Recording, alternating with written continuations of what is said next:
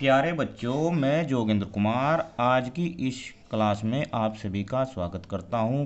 आज हम इस वीडियो में कक्षा 6 गणित एनसीईआरटी अध्याय 7 भिन्न का जो चैप्टर चल रहा है हमारा, उसकी प्रश्नावली 7.1 की प्रश्न संख्या 3 से लेकर आगे के सभी प्रश्नों को हल करेंगे। आइए देखिए प्रश्न नंबर 3। निम्न में यदि कोई गलती है तो पहचानिए। अब देखो, इसमें कहा है कि इनमें अगर कोई गलती है तो उसे पहचानिए। अब इस प्रश्न को हल करने से पहले हम आपको कुछ और आकृतियां भिन्न से संबंधित दिखाते हैं। अब देखो, इन आकृतियों को देखो, और ये प्रश्न नंबर 2 की आकृतियां हैं जो हमने इससे पहली वीडियो में हल की थी। क्या अंतर नजर आ रहा है आपको? ध्यान से देखो। अब आप देख रहे होंगे कि इनके जो खाने बने हुए हैं वे बड़े छोटे बने हुए हैं। देखो, असमान बने हुए हैं ना। और इनके खाने देखो, ये जितने भी खाने बने हुए हैं इसमें बराबर खाने हैं। ये भी बराबर आकार के हैं, ये भी बराबर आकार के हैं। और देखो, इनके ये खाने भी बराबर हैं और ये खाने भी बराबर हैं और ये तितलियाँ भी बराबर हैं। तो भिन्न में जो आकृतियाँ होंगी, जो उनके भाग हमने विभाजित किए होंगे या करेंगे हम, उनमें एक बात होती है कि वे सभी भाग बराबर होते हैं, उनमें छोटा बड़ा नहीं होता, असमान नहीं होता। तो इस प्रश्न में जो गलती है वो यही है कि इसमें जो ये खाने बने हुए हैं ना, ये बड़े छोटे बने हुए हैं, असमान बने हुए हैं। तो इसका जो आंसर हो जाएगा, आंसर में हम इसके लिख देंगे कि जो छायांकित भाग है, छायांकित भाग है वो कैसा है? जो छायांकित भाग है वह भिन्न को नहीं दर्शाता। क्या नहीं करता? भिन्न को नहीं दर्शाता है। या ये लिख देंगे छायांकित भाग तथा भिन्न में समानता नहीं है, समानता नहीं है। ठीक है। अब इसके बाद प्रश्न नंबर 4 को हल करते हैं। देखिए प्रश्न नंबर 4। 8 घंटे एक दिन की कौन सी भिन्न है? अब देखो, क्या कहा उसने कि 8 घंटे एक दिन की कौन सी भिन्न है। तो सबसे पहले हमें ये देखना होगा कि एक दिन में कितने घंटे होते हैं। तो हम यहाँ लिखेंगे एक दिन में घंटे होते हैं। बताओ बच्चों, कितने होते हैं? कितने घंटे होते हैं एक दिन में? 24 घंटे होते हैं बच्चों, 12 नहीं होते हैं। देखो, 12 दिन के और 12 रात के, ये सारा कंप्लीट मिलाकर ही 24 होते हैं। कितने होते हैं? 24 घंटे। ठीक है। अब 8 घंटे की भिन्न पूछी है, तो 8 घंटे क्या होगा? 8 घंटे एक दिन की भिन्न होगी। अब 24 घंटे में से हमने कितने लिए? कितने पूछे उसने? 8 घंटे। तो क्या करेंगे हम? जितना भाग हमने लिया है दिन का, 8 घंटे लिए हैं ना, उसे ऊपर और टोटल घंटे वो नीचे। अब ये इसका आंसर हो जाएगा। इसे हम भाग भी कर सकते हैं। 8 ही का 8 और 8 तिया 24, 1/3 इसका आंसर हो जाएगा। अगर आप 8/24 भी लिखते हैं तब भी कोई दिक्कत नहीं, और 1/3 लिखते हैं तब भी कोई दिक्कत नहीं है। आइए प्रश्न नंबर 5 को देखते हैं। देखो प्रश्न नंबर 5। 40 मिनट एक घंटे की कौन सी भिन्न है? सेम ऐसा ही प्रश्न है जैसे प्रश्न नंबर 4 था। उसमें क्या था? दिन के और 8 घंटे के भिन्न पूछी थी। इसमें देखो 40 मिनट, 40 मिनट एक घंटे। अब एक घंटे में कितनी मिनट होती है बताओ? एक घंटे में मिनट होती है, मिनट होती है कितनी भाई? 60 मिनट। और कितने का पूछा है उसने? 40 मिनट का। तो 40 मिनट की भिन्न होगी। 60 मिनट में से कितना लिया? 40 मिनट लिए, तो 40 ऊपर 60 नीचे, 0 से 0 गई। और ये होगा 2 दूनी 4 और 2 तिया 6, यानी 2/3। ये इसका आंसर हो जाएगा। बहुत आसान प्रश्न है, ज़्यादा भारी नहीं है। आइए प्रश्न नंबर 6 को भी हल कर लेते हैं। प्रश्न नंबर 6, आर्या, अभिमन्यु और विवेक एक साथ बांटकर खाना खाते हैं। तीनों जो खाना लाते हैं उसे आपस में एक साथ बांटकर खाते हैं। आर्या 2 सैंडविच लेकर आता है। सैंडविच देखा आपने बच्चों, ऐसा होता है सैंडविच। एक सब्जी वाला और दूसरा जैम वाला, यानी कि 2 सैंडविच है उसके पास, एक सब्जी वाला है और एक जैम वाला है। अन्य 2 लड़के अपना खाना लाना भूल गए, वे खाना नहीं लाए। आर्या अपने सैंडविचों को उन दोनों के साथ बांटकर खाने को तैयार हो जाता है, ताकि प्रत्येक व्यक्ति को प्रत्येक सैंडविच में से बराबर भाग मिले। क्या समझे? दो दो जो अभिमन्यु और विवेक है वे खाना लाना भूल गए। आर्या 2 सैंडविच लाया है, अब वो उनके साथ बराबर बराबर बांटकर खाना खाने को तैयार है। ठीक है, अब इसके आधार पर प्रश्न दिए है उसने। क्या दिया है? प्रश्न नंबर ए, आर्या अपनी सैंडविचों को किस प्रकार बांटे कि प्रत्येक को बराबर भाग मिले। अब बताओ कैसे बांटेगा वो? सैंडविच उसके पास 2 हैं, तो क्या करेगा कि दोनों सैंडविच के 3-3 भाग करेगा बराबर, और तीनों में एक एक करके बांट देगा। यही तो करेगा वो। तो इसमें हम आंसर जो लिखेंगे, इसमें आंसर लिखेंगे आर्या को प्रत्येक सैंडविच को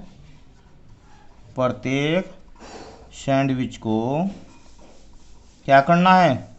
प्रत्येक सैंडविच को 3 बराबर भागों में, 3 समान भागों में बांटना चाहिए। और फिर क्या करेगा वो? और प्रत्येक सैंडविच का एक भाग प्रत्येक को दे देगा, और प्रत्येक सैंडविच का भाग प्रत्येक को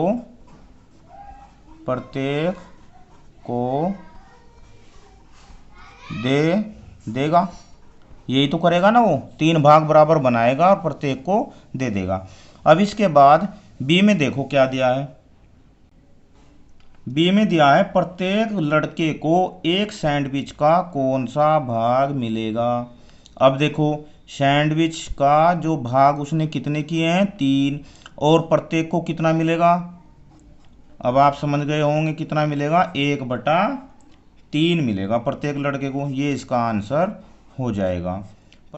अब देखो प्रश्न नंबर 7, कंचन ड्रेसों को रंगती है, उसे 30 ड्रेस रंगनी थी, उसने अब तक 20 ड्रेस रंग ली है, उसने ड्रेसों की कितनी भिन्न रंग ली है।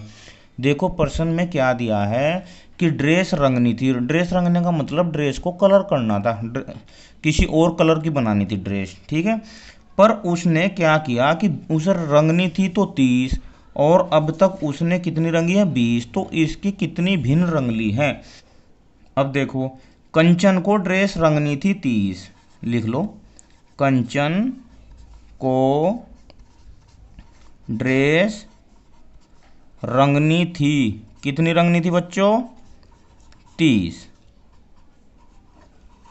और रंग दी कितनी? अब तक रंगी ड्रेस बताओ, प्रश्न में दी है 20, तो भिन्न कितनी होगी? सीधी सी बात है, टोटल नीचे 30 और जितनी रंगी वे ऊपर, 0 से 0, यानी कि 2/3 इसका आंसर हो जाएगा। बहुत ही अच्छे और आसान प्रश्न है। प्रश्न नंबर 8 में क्या दिया देखो, 2 से 12 तक की प्राकृतिक संख्याएं लिखिए, अभाज्य संख्याएं इनकी कौन सी भिन्न हैं। ये प्रश्न थोड़ा इनसे अलग है। अब 2 से 12 तक की प्राकृतिक संख्याएं किसे बोलते हैं? जो हमारे गिनती के काम आती है, जैसे 1 2 3 4 5 6 7 8, ये सब प्राकृतिक संख्याएं हैं। अब उसने कहा 2 से 12 तक की, तो 2 से 12 तक की प्राकृतिक संख्याएं लिख दोगे। बहुत आसान है। कौन कौन सी होंगी? देखो, प्राकृतिक संख्याएं 2 से, अब 2, 3, 4, 5, 6, 7, 8, 9, 10, 11, 12। अब ये तो हमने लिख ली। उसने प्रश्न में क्या दिया है? अभाज्य संख्याएं इनकी कौन सी भिन्न होगी।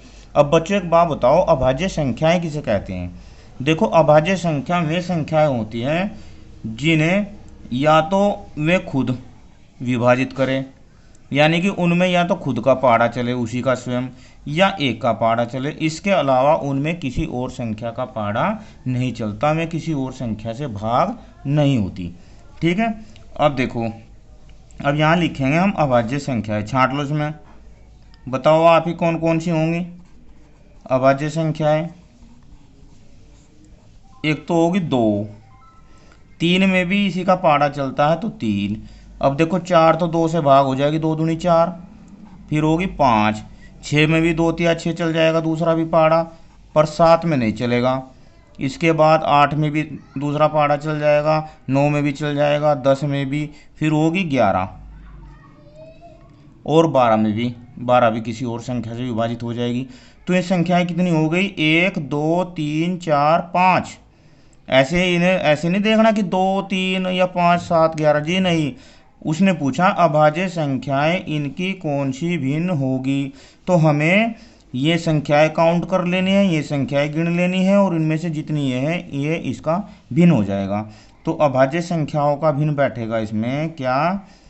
अभाज्य अभाज्य अभाज्य संख्याओं की भिन्न होगी। बताओ कितनी हुई अभाज्य संख्याएं? 1, 2, 3, 4, 5। तो 5 तो आ जाएगा ऊपर।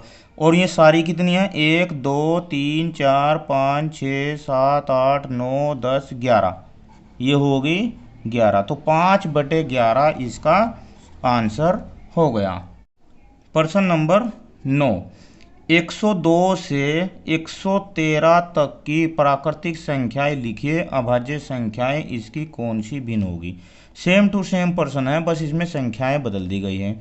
चलो कोई बात नहीं। अब इसमें आप संख्याएं लिखो जैसे उसमें लिखी थी। 102, 103, 104, 105, 106, 107, 108, 109, 110, 111, 112 और 113। अब वे तो संख्याएं छोटी थी। छोटी में तो चलो हमने देख लिया कौन सी अभाज्य है कौन सी भाज्य है, पर इनमें कैसे करेंगे?